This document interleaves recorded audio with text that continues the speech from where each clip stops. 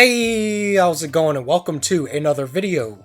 So, from right now up until the 27th, me and several others are celebrating Fuuka Week over on Twitter. Just a week-long celebration of one of our favorite characters. There's been a lot of really beautiful art posted, and I figured I'd contribute by making a video on her. So I would say that Fuuka is my favorite Persona, female character.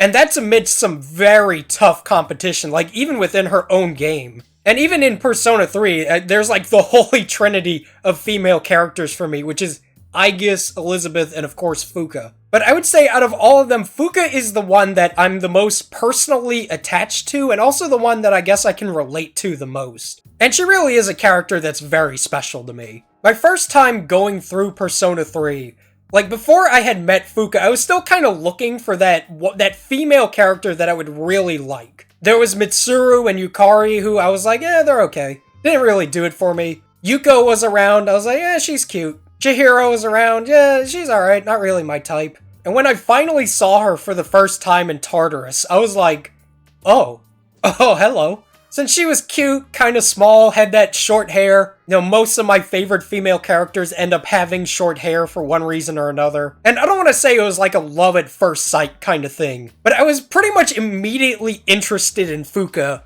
and felt like a need to protect. And after that, I think Fuuka, my mind was kind of set that Fuuka was the one that I was going to end up pursuing. And I'm not really going to talk about the entirety of Fuuka's history and her character in this video, just kind of what's relevant to me.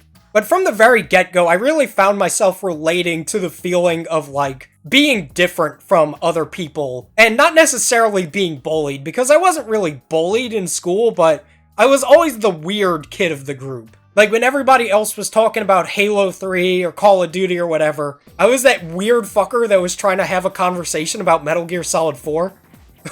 That went absolutely nowhere. And although I wouldn't say I was bullied, really, in high school, there was this little shit fucker who, for whatever reason, just had this vendetta against me. There was this one day I made the mistake of wearing a Pokemon shirt to school, since I was that kid still going into high school being like, is it okay to like Pokemon?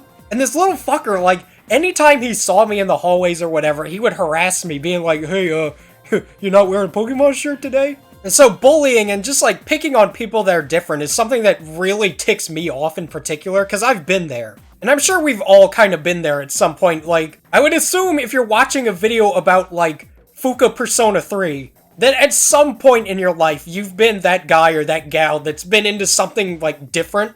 And that's, the worst feeling in the world. Not when people, don't share the same interest as you. It's when you're picked on about it. It's when you like a thing and you're passionate about something, and people are all weird. And so immediately just from that, I felt a connection with Fuuka. And I don't want to repeat this whole story. I've already told this story in two other videos, the Akihiko one and the Persona 3 10th anniversary one.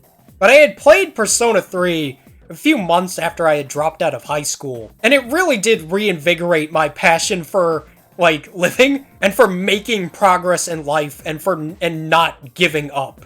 So having been out of high school at that point a few months, it was really easy for me to sympathize and look back and be like, wow, high school fucking sucks. And just like her, I was pretty alone, I will admit. I had, people that I would kinda talk to sometimes, during lunch or whatever. But I didn't really have friends. Not anybody that I would be like, hey, you wanna hang out or anything like that. And she just has a lot of personality traits that I find myself really relating to. We're both pretty shy. We're both not the most confident people in the world. We both like technology and video games and stuff. And throughout Persona 3, I've already told the story about, me and Akihiko, and how his entire character arc kind of slapped me across the face and really was the driving force that made me, really take Persona 3 to heart. And so whereas Akihiko was more kind of the stern, tough, get your shit together aspect of the game, I found Fuuka was a lot more on the side of the, I guess, emotional, forgiving, pillar to lean on and relate to of the characters for me.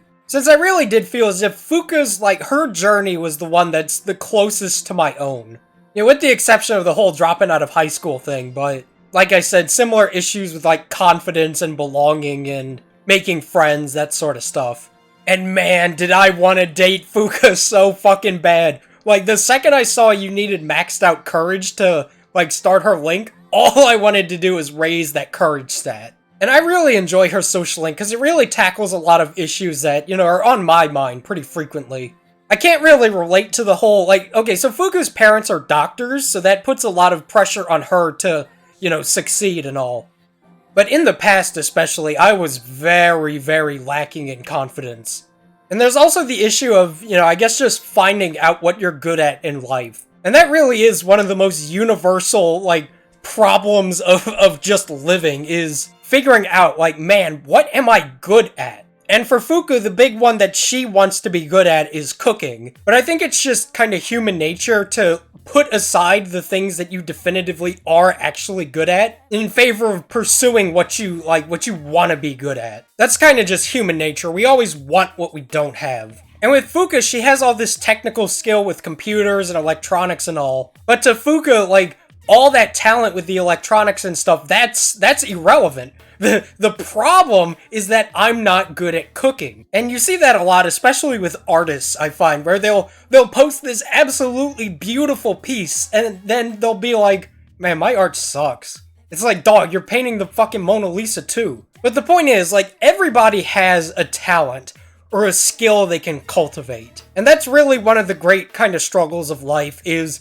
trying to figure out that balance between enjoyment of something and, like, being good at it. And I think something else that really helps me like Fuuka is the fact that she doesn't really fall into any character extremes. Like, she doesn't have a crippling, intense shyness the way that, like, Chihiro does. And she's nerdy, but that's not, like, her entirely defining character trait is, oh, look at me, I'm a nerd, teehee. Junpei-kun, do you want to watch Rick and Morty?